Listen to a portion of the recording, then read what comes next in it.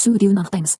Құралдар: ұзын жіпке ілінген кішкене шар, секундомер және сызғыш. Математикалық маятниктің еркін түсу үдеуін мына формуламен анықтаймыз. G тең 4π квадрат көбейтілген жіптің ұзындығы бөлінген периодтың квадратына. Маятникті аздап ауытқытып жібереміз. Ол периодты түрде тербеледі.